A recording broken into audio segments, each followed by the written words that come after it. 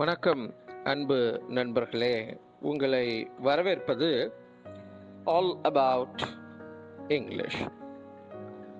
இந்த no your English என்கின்ற தலைப்பிலே நாம் அன்றாடும் சில வாக்கியங்கள், சொற்றொடர்கள் அல்லது வார்த்தைகள் என்கின்ற விதத்திலே நாம் தெரிந்து வருகிறோம். அந்த வகையில் இன்று நாம் தெரிந்து கொள்ள இருக்கக்கூடிய வார்த்தை low nature and high nature.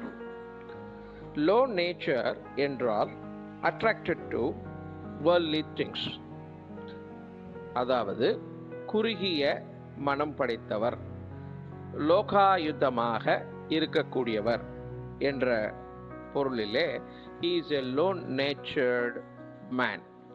He is a man of low nature என்று சொல்லலாம். High nature என்பது இதற்கு எதிரானது. பரந்த மனம் படைத்தவர்,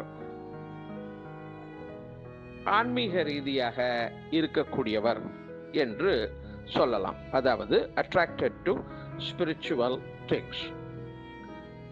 இதை எப்படி பயன்படுத்துவது என்றால், உதாரணமாக, for he is of low nature, he hoards his gold rather than spend it. ஒரு குறுகிய மனம் படைத்திருப்பதனால் அல்லது லோகாயுதமாக இருக்கக்கூடிய மனிதராக இருப்பதால் அவர் நிறைய தங்கத்தை வாங்கி சேமித்து வைத்துள்ளார். அதை செலவு செய்வதற்கு பதிலாக நிறைய தங்கத்தை குவித்து வைத்துள்ளார்.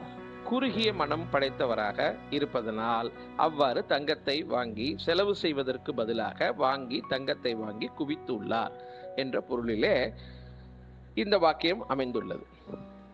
அப்போ லோ நேச்சர் என்றால் குறுகிய மனம் படைத்தவர், ஹை நேச்சர் என்றால் பரந்த மனம் படைத்தவர். குறுகிய மனம் என்றால் he is more of worldly affairs என்று அறிக. மீண்டும் நாளை வேறு ஒரு பதிவில் சந்திப்போம் என்று சொல்லி வணக்கம் கூறி விடைபெறுவது all about English. Thank you for watching this video. Let's meet tomorrow as usual. Until then, bye bye.